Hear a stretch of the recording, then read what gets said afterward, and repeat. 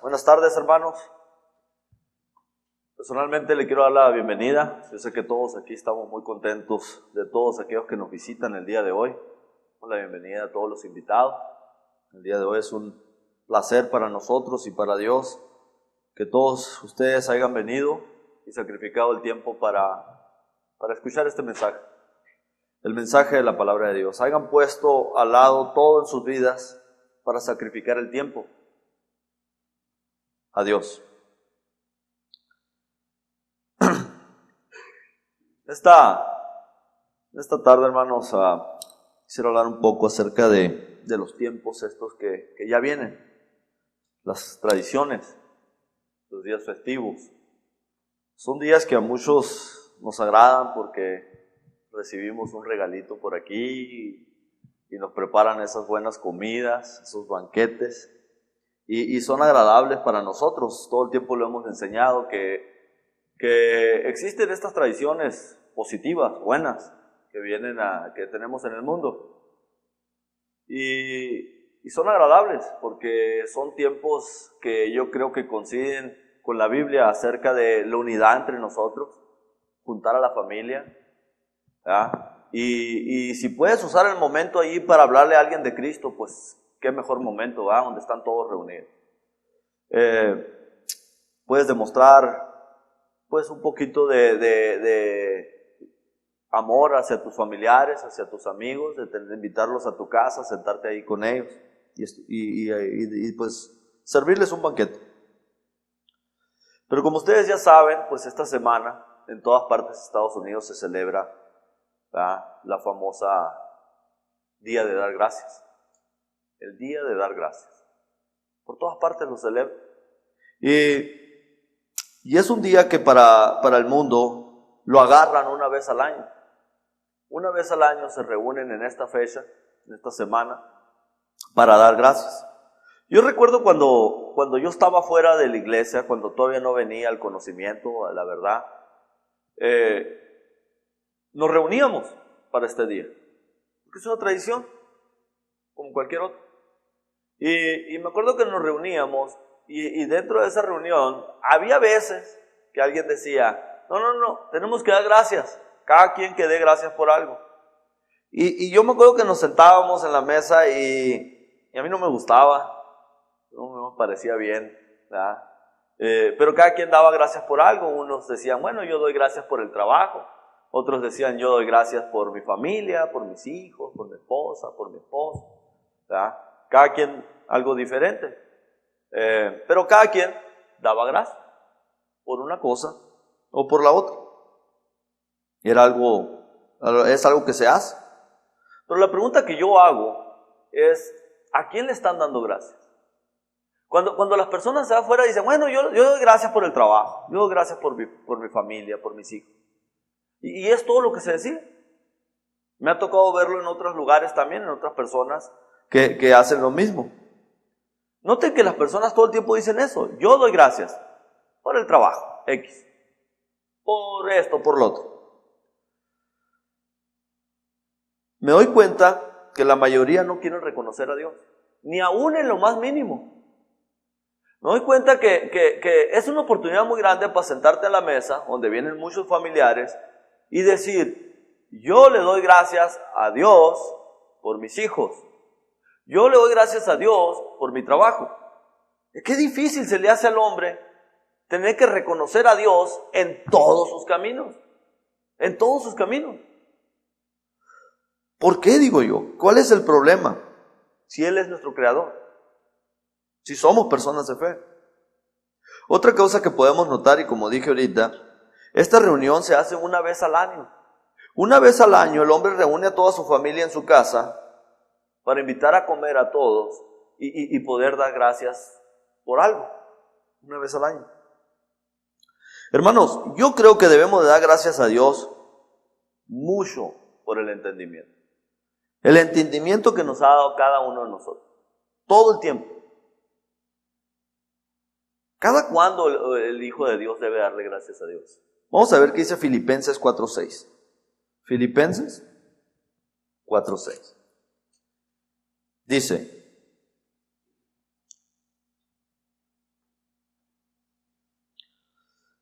por nada estéis afanosos, sino ser conocidas vuestras peticiones delante de Dios en toda oración y ruego con acción de gracias. El día de acción de gracias no es una vez al año. Dice, en nada estés afanoso, en nada te preocupes, te estreses. En nada dice, hagas esto, sino más bien mejor, platícame tus problemas. Dime cuáles son tus preocupaciones. Dice, y sean conocidas nuestras peticiones por medio de esa oración, con acción de gracias. El verdadero Hijo de Dios da gracias a Dios todos los días, 3 veces al día si es posible. En la mañana cuando me levanto, en la tarde cuando voy a comer y ya es hora de mi lonche, y en la noche para dormir. Gracias, Señor. Gracias por todo. Gracias por todo lo que me sucede. 3 veces al día. Así da gracias el verdadero Hijo de Dios. No una vez al año. No cuando vengo el domingo nomás, sino que todos los días háganse conocer vuestras peticiones a Dios con acción de gracia. Dándole gracias. También junta a su familia cada domingo. Es muy importante para venir a la iglesia. Allí termina todo lo que hiciste durante la semana. Es el punto final de tu adoración a Dios durante la semana. Allá afuera, aquí terminas diciéndole, aquí estoy, Señor. Y aquí le vienes a dar gracias ante su presencia. Te está invitando a un banquete. Aquí está el banquete. No es un pavo, sino es la carne y la sangre de Cristo. Y con acción de gracias digo, Señor, gracias por mi esposa, por mis hijos, por la oportunidad de estar ante tu presencia que no me lo merezco, siendo quien soy, un pecador. Nos das la oportunidad de venir ante tu trono de gracia, de tu misericordia y presentar sacrificios espirituales, cantos, oraciones. Es algo de qué dar gracias todos los días. No tener este vacío que existía en mí cuando vivía en el mundo, donde no encontraba contentamiento con nada, que todo el tiempo estaba buscando a ver qué me traía este contentamiento y nada me lo podía traer esta paz que ahora siento dentro de la iglesia. Gracias, Señor, porque me diste propósito, me diste punto a mi vida. Gracias. Pero es muy importante. Definitivamente hay de mucho de qué agradecer. Pudiéramos pasar toda la hora aquí hablando de cosas que podemos agradecer. Pudiéramos todavía irnos a comer a otro lugar y seguir platicando de lo que deberíamos de agradecer. Pero existe un hecho del cual depende toda nuestra fe, por el cual es la razón de estar agradecidos con Dios y estar aquí hoy en día. Aproximadamente, hace 2000 años atrás, Dios mandó a su Hijo a morir en la cruz por cada uno de nosotros. Y el resultado de este sacrificio es una razón por la cual todos los días yo le debería dar gracias a Dios. Si entiendes lo que trajo, si entiendes el beneficio, si entiendes lo que te quiere dar. ¿Qué significó el sacrificio? ¿Para qué mandó a su Hijo a morir brutalmente en la cruz? Vamos a Colosenses 2. Colosenses 2, del 13 al 15. Y aquí va a estar en esta escritura una de las razones donde la fe de cada uno de nosotros está o debe de estar fundada. Colosenses 2, del 13 en adelante. Y a vosotros, estando muertos en pecados y en la incircuncisión de vuestra carne, os dio vida juntamente con Él, perdonándonos todos los pecados, anulando el acta de decretos que había en contra nosotros, que nos eran contraria, quitándola del medio y clavándola en la cruz, y despojando a los principados y a las potestades, los exhibió públicamente, triunfando sobre ellos en la cruz. Esta es la razón, hermanos, por el cual mi fe está basada aquí, en el Evangelio, en el sacrificio de Cristo. Este es el Evangelio, la cruz, la muerte, entierro y resurrección. Mediado a este sacrificio, yo creo que esta es la razón número uno por la cual le debes dar gracias. Todos los días. No se nos puede olvidar. Se dice que para cada acción hay una reacción. Para cada acción hay una reacción. La muerte de Cristo en la cruz, su acción de amor, trajo una reacción, un efecto positivo a la vida de aquellos que lo quieren obedecer. Trajo un efecto positivo en la vida de aquellos que lo quieren obedecer. La vida. Dice la Escritura que nos dio vida cuando estábamos muertos en nuestros pecados. Las personas no saben esto. Yo no sabía esto. Yo pensaba que yo estaba vivo para Dios, pero yo estaba muerto en mis delitos y en mis pecados. Cuando obedecí el Evangelio, Él me dio vida nuevamente. Me resucitó de entre todos los muertos que están allá afuera. Me resucitó. Jesús dijo, cuando aquel hombre lo quería seguir, dijo, deja a mi padre, déjame ir a enterrar a mi padre. Dijo, deja a los muertos, que entierren a sus muertos. Yo soy un Dios de vivo, sígueme. Entonces, Él me sacó de ese lugar tan horrible en el que me encontraba, estaba muerto, separado completamente de Dios. Entonces Él me dio vida. Esa acción de Cristo en la cruz me trajo una reacción positiva, me dio vida. Y le da vida a todo aquel que quiere obedecer el Evangelio. Esa es la promesa de Dios. Tú también tienes esperanza. Pero recordemos, hermanos, que la moneda tiene dos lados. Todo aquel que practica el pecado trae consecuencias. La muerte, la separación. La separación, la muerte es la separación entre tú y Dios. Eso es lo que es la muerte. Existe la muerte física y la muerte espiritual. La muerte física es cuando tu cuerpo cae. La muerte espiritual es cuando tú conoces el pecado y mueres para Dios. Te apartas de Él. Nuevamente, la práctica del pecado trae consecuencias. El versículo 13 dice, y vosotros estando muertos en pecados y la incircuncisión de vuestra carne. Entonces, esta consecuencia del pecado es la muerte. Es la muerte. El pecado, al practicarlo, me trajo la muerte. Allí me encontraba. Y Dios me trasladó de ese estado de muerte a un estado de vida. Es lo que promete Cristo. Nadie en el mundo, ni la tecnología, ni el dinero, ni el trabajo, ni tu novio, ni tu novia, ni tu esposo, ni tu esposa te puede prometer eso. Nadie. Solamente Cristo lo da. Dios creó al hombre, hermanos, con un plan perfecto. Era un plan perfecto el que había hecho en el principio. Vamos a Génesis 1, 26 al 27. Génesis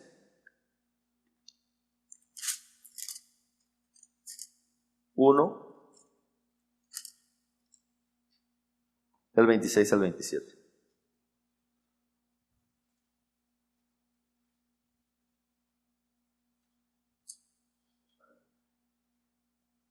Entonces dijo Dios, hagamos al hombre a nuestra imagen y conforme a nuestra semejanza, y señoreen sobre los peces del mar y las aves de los cielos y las bestias, y en toda la tierra, y todo animal que se arrastre sobre la tierra.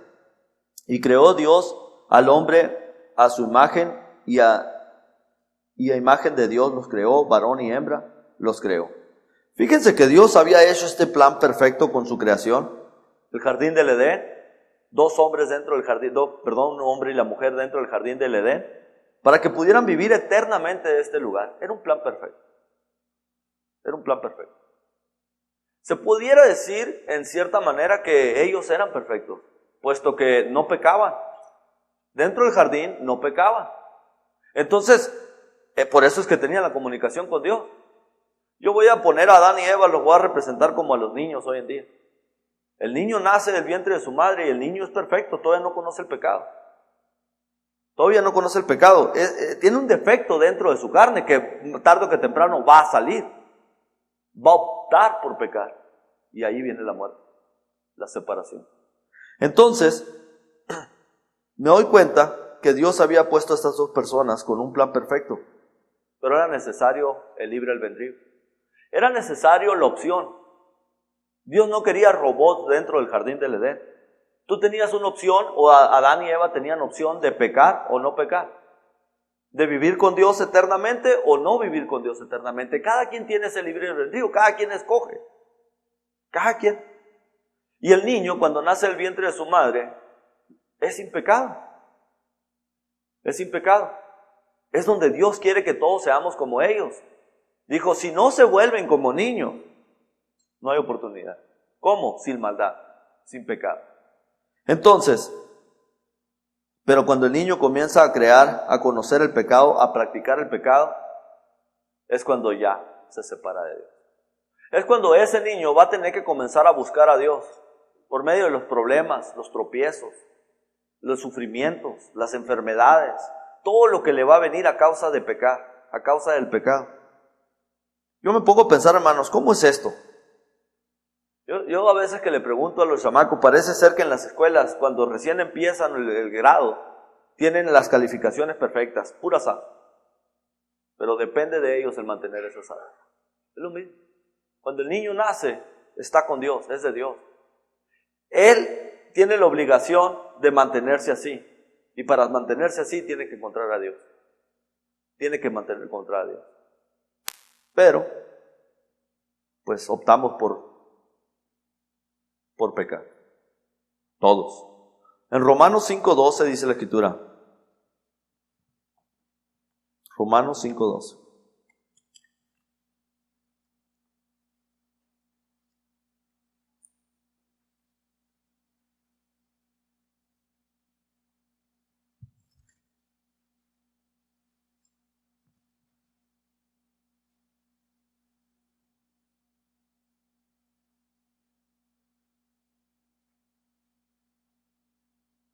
Dice, por tanto, como el pecado entró al mundo por un hombre, y por el pecado la muerte, así la muerte pasó a todos los hombres, por cuanto todos pecaron. Claramente dice que por medio de una acción que sucedió en aquel principio, la muerte entró. Hubo una reacción. La muerte, la decadencia del cuerpo humano entró por cuanto todos pecamos. Por eso es que no podemos culpar a Adán y Eva por lo que hicieron. Cada uno de nosotros, en cuanto conoció el pecado, optó por pecar. Optó por seguir ese camino, practicar el pecado también, como todos los demás. Entonces también soy culpable. También soy culpable de la muerte de Cristo, de la venida de Cristo, para podernos ayudar a sacar de esa situación. Por causa de la desobediencia, el pecado entró a la humanidad. Y por causa de la desobediencia, yo también me salí de las manos de Dios y cometí todo tipo de pecado. Al igual nosotros somos culpables porque le abrimos la puerta al pecado. Le dimos oportunidad al pecado a venir a mi vida. Y todos los días, cuando tú te enojas, cuando tú te exaltas, cuando tú gritas, cuando tú maldices, cuando tú usas malas palabras, todos los días seguimos abriendo esa puerta a Satanás. Es por eso que le debemos dar gracias a Dios por Cristo. Si es que verdaderamente te arrepientes, Él limpia nuestros pecados, dice la Biblia. Pero, debido a que esa acción vino, hubo una reacción. El hombre comenzó a morir. Porque la paga del pecado, dice Romanos, la paga del pecado es la muerte. La muerte es la paga por haber practicado el pecado a todo ser humano. Otra cosa que podemos ver en Colosenses 2:14, vamos allá.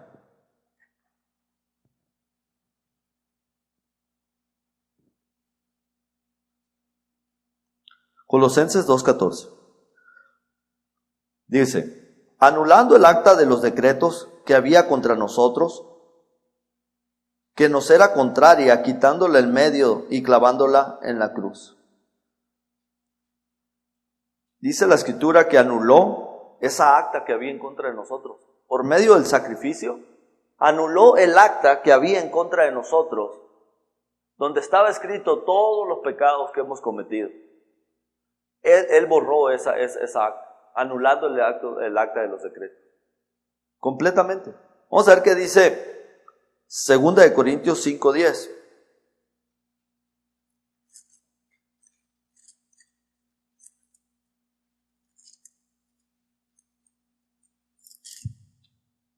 Dice: porque es necesario que todos nosotros compadezcamos ante el tribunal de Cristo, para que cada uno reciba según él haya hecho mientras estaba en el cuerpo, sea bueno o sea malo. Va a existir un tribunal final. Y al igual que las cortes aquí en Estados Unidos o en cualquier otro país, no sé cómo funciona exactamente en otro país, pero el juez tiene un acta, una carta, algo que dice por qué estás en la corte, qué ley quebraste. Si eres un criminal, mataste a alguien y ahí está escrito todo por lo cual el juez te va a juzgar. Dice que la palabra que es necesario que todos nosotros compadezcamos ante un tribunal que no es humano, es un tribunal espiritual, en el cual cada uno de nosotros existe una acta, dice, para dar cuentas qué hicimos cuando estuvimos en el cuerpo, sea bueno y sea malo. O sea que algo está escrito acerca de nosotros, allá arriba algo está escrito de lo que estamos haciendo a diario, porque dice que vamos a dar cuenta de lo que hicimos, sea bueno o sea malo. Alguien está manteniendo este récord, alguien está escribiendo lo que hacemos. Y eso lo sé porque en Apocalipsis, vamos allá a Apocalipsis 20. Apocalipsis 20.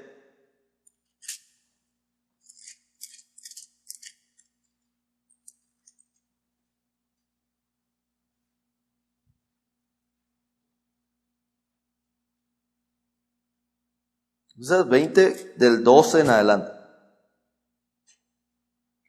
Dice: y vi a los muertos, grandes y pequeños, de pie ante Dios, y los libros fueron abiertos, y otro libro fue abierto, el cual es el libro de la vida.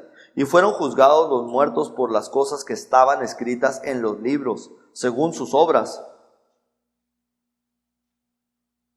Y el mar entregó los muertos que habían en él, y la muerte y el Hades entregaron los muertos que habían en ellos, y fueron juzgados cada uno según sus obras. Y la muerte y el Hades fueron lanzados al lago de fuego. Esta es la segunda muerte. Y los que no se halló escritos en el libro de la vida fue lanzado al lago de fuego. Existen dos libros de acuerdo a esta escritura. Uno está escrito, o dice que eran los libros, habían unos libros, y el otro era el libro de la vida. Dice que en esos libros decía, ese era el acta de los decretos. Ese es el acta de los decretos. Dice que ahí estaban escritas todas las cosas que habíamos hecho dentro del cuerpo, sean buenas o sean malas. Y de acuerdo a lo que estaba escrito en esos libros, fuimos juzgados todos, o van a ser juzgados todos, perdón.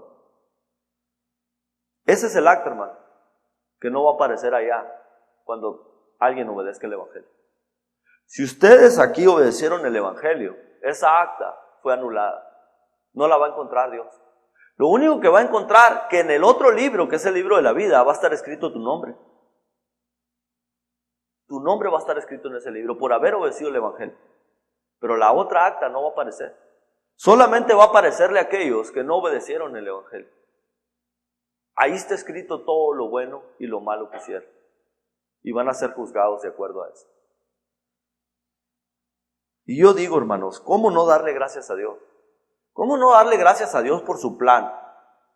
Y por eso dije al principio, darle gracias a Dios por el entendimiento que nos dio, de poder entender este misterio, de que ahora Cristo ha anulado esa acta que había en contra de nosotros. Nos resucitó entre los muertos y nos dio vida juntamente con Él, para que andemos en una vida nueva, una vida diferente. Y ya no hay un acta que esté en contra de ti, donde esté escrito todo lo que estás haciendo negativamente. porque la anuló en la cruz.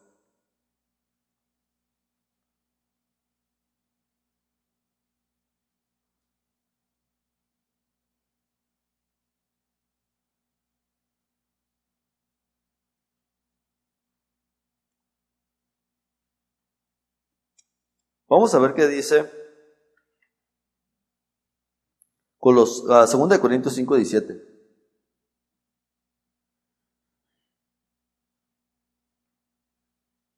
Segunda de Corintios.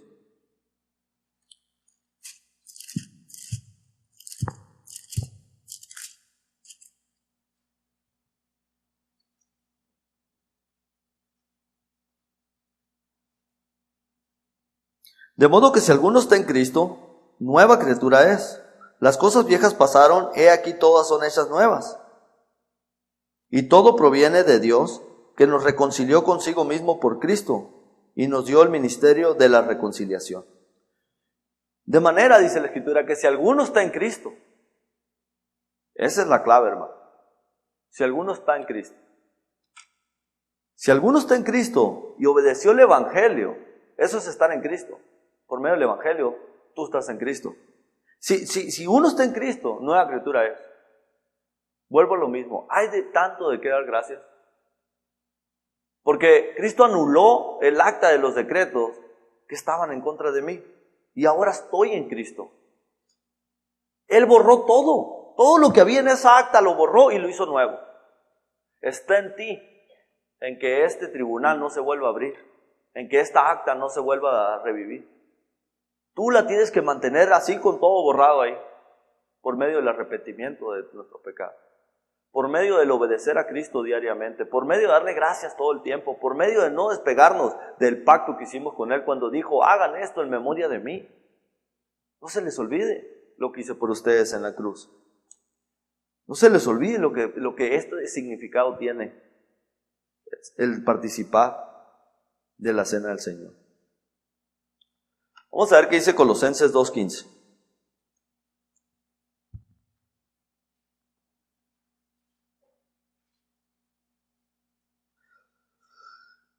Y despojando a los principados y a las potestades, los exhibió públicamente, triunfando sobre ellos en la cruz.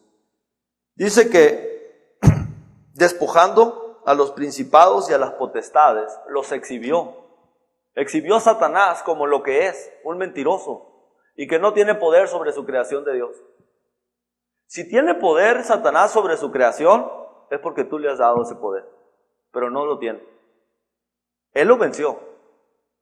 Y Jesús lo dijo en Apocalipsis 3:21, el que venciere le daré que venciere como yo vencí, le voy a dar también nos enseñó que también como Él lo venció, nosotros lo podemos vencer. Y eso no es una mentira. Esa es una verdad que nos afirma que cada uno podemos vencer al enemigo. Dios ya lo exhibió como un perdedor, como una persona, una deidad que no tiene poder ante lo espiritual. Y nos enseña cómo vencerlo. ¿Se acuerdan cuando Jesús fue tentado? Fue llevado al desierto. Dice que no comió por 40 días, ni tomó agua. Y en ese momento, dice la palabra de Dios, que Satanás vino a él. Cuando Jesús se encontraba más débil, cuando tenía mucha hambre, cuando tenía mucha sed. Y Satanás se le apareció. Y lo trató de tentar de muchas maneras. Y la primera fue, si eres hijo de Dios, dile que a estas piedras que se conviertan en pan. Y Jesús nos enseñó cómo derrotarlo, usando la palabra de Dios. Dijo, escrito está, no solo de pan vivirá el hombre. Escrito está. Luego también lo subió a una parte muy alta y dijo, si eres hijo de Dios, aviéntate, al cabo que eres hijo de Dios, vamos a mandar unos ángeles sobre ti. Escrito está, le dijo. Escrito está, no tentarás a Dios.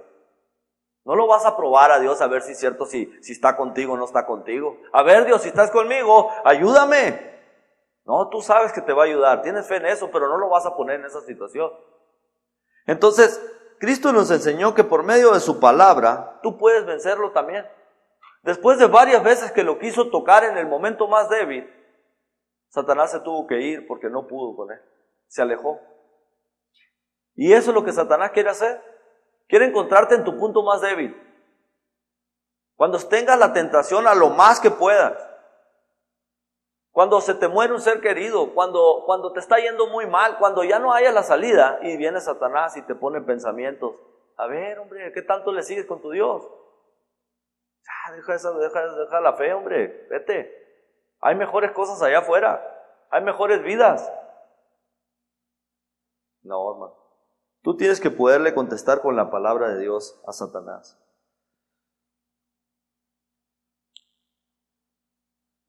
Vamos a ver qué dice Marcos 9, 24 al 27. Marcos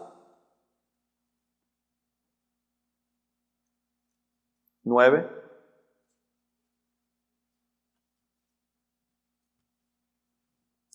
Del 24 en adelante.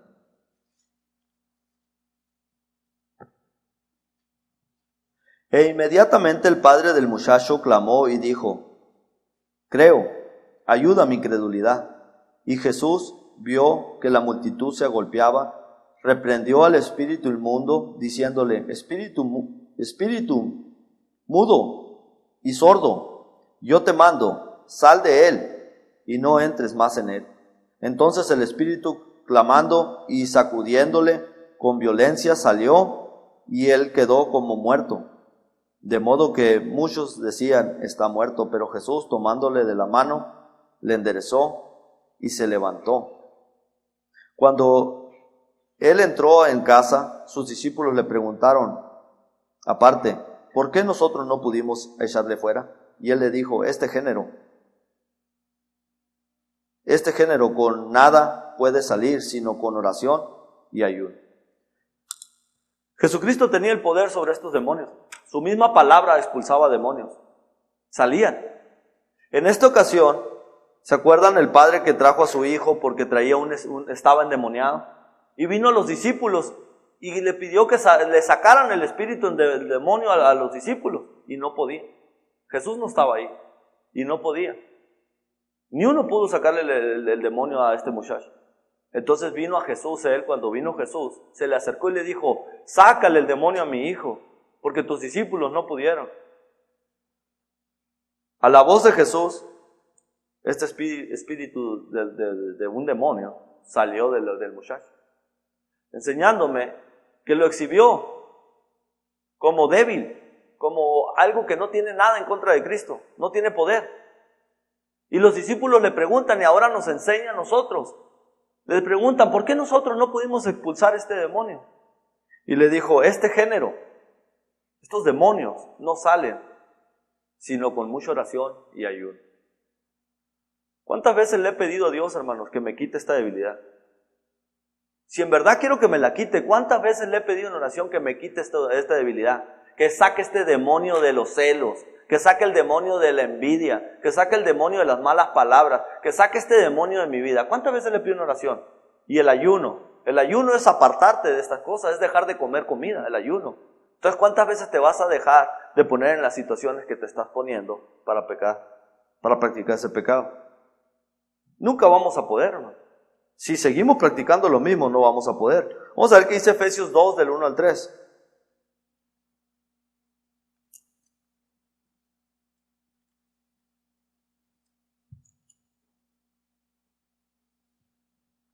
Efesios 2, del 1 al 3. Y Él os dio vida a vosotros cuando estabas muertos en vuestros delitos y pecados, en los cuales anduvisteis en otro tiempo, siguiendo la corriente de este mundo, conforme al príncipe de la potestad del aire, el espíritu que ahora opera en los hijos de desobediencia, entre los cuales también todos nosotros vivimos en otro tiempo, en los deseos de nuestra carne, haciendo la voluntad de la carne y los pensamientos, y éramos por naturaleza hijos de ira, y lo mismo que los demás. Dice que existe un espíritu maligno en el mundo, y que yo le seguía la corriente, junto con todas las personas allá afuera, seguíamos la corriente de este espíritu maligno. Le seguíamos el rollo, como decimos allá afuera. Todos andábamos siguiéndole la corriente a este espíritu maligno. Existe, pero no tiene poder. No tiene poder para hacer estas cosas. Nosotros, el ser humano, le da el poder para que nos haga pedazos. para que nos haga sus esclavos. Nos hincamos ante Él, le decimos, haz lo que quieras de mi vida. Quiero las drogas, quiero las mujeres, quiero el alcohol, quiero todo lo que me destruye. Quiero todo lo que destruye la sociedad, el divorcio. Hasta la economía se va para abajo con los divorcios, hermano. Este espíritu trabaja en las personas que no quieren agradar a Dios, que no conocen a Dios. Este espíritu trabajaba en mí. Existe. Ante la persona de carne, ante un hombre natural que no tiene el Espíritu Santo, tiene mucho poder. Pero ante los hijos de Dios, ante el Espíritu Santo no lo tiene. ¿Recuerdan la situación cuando Jesús reúne 70 discípulos y los manda a predicar el Evangelio? Los manda a sanar enfermos, los manda a curar a todo tipo de cosas y les da el poder. Y cuando llegaron para atrás dijo, Señor, hasta los demonios se nos sujetan en tu nombre. Hasta los demonios. Porque cuando Jesús les dio el poder, podían hacerlo. Antes de eso no. Antes de eso no podían. Entonces, me da a entender, hermanos, que sin Cristo no podemos. Sin Cristo no podemos hacer nada. Dijo Él, sin mí nada podéis hacer. No puedes sacar ese demonito que traes ahí chicoteado ahí en tu casa, ahí lo traes todo el tiempo corriendo tras de ti. No lo puedes sacar, no lo puedes expulsar, porque lo estás haciendo tú. Pero cuando Cristo te da el poder para hacerlo, te da el Espíritu Santo, olvídate, hermano. Con una sola palabra lo vas a poder expulsar. Hasta aquí llegué contigo, ya no voy a practicar lo que me has llevado a practicar. Esta y muchas razones, hermanos. Existen muchas razones por las cuales podemos dar gracias a Dios en todo. Pero estas 4 razones son las bases de nuestra fe. Son las bases por las cuales yo entiendo por qué le doy gracias a Dios todos los días. No nomás una vez al año, no nomás el domingo, sino todos los días. 3 veces, 4 veces al día. ¿Cuántas veces le das gracias a Dios? Hay 4 razones, hermano. La puedes enumerar como tú quieras. El Evangelio es el plan de Dios que Él hizo para que esto pudiera suceder. El Evangelio nos dio vida, nos resucitó entre los muertos para que vivas una vida nueva, una segunda oportunidad. Borra todo el acta de los decretos, todos mis pecados, todo eso lo borró y Él va a estar parado al lado mío, dice la palabra allá en Pedro, como abogado para defender. Borró el acta de los decretos en la cruz. Y nos enseñó cómo derrotar a Satanás. Lo expuso en la cruz como lo que es. Un débil. Un ser que no tiene poder ante Cristo y ante Dios. No tiene poder. Y nosotros también lo podemos derrotar por medio de su palabra. Por medio de obedecer el Evangelio. Por medio de conocer las Escrituras del Señor. Ojalá que cada uno de nosotros, hermanos, nos podamos llevar algo positivo de este mensaje. Nos podamos llevar el entendimiento de qué tan agradecidos debemos de ser con Dios si entendemos el significado de la cruz. Si hay alguien aquí que ya sabe lo que es el Evangelio, aquí hay agua, pase al frente. Forme parte de esta familia espiritual de Dios. No se detenga.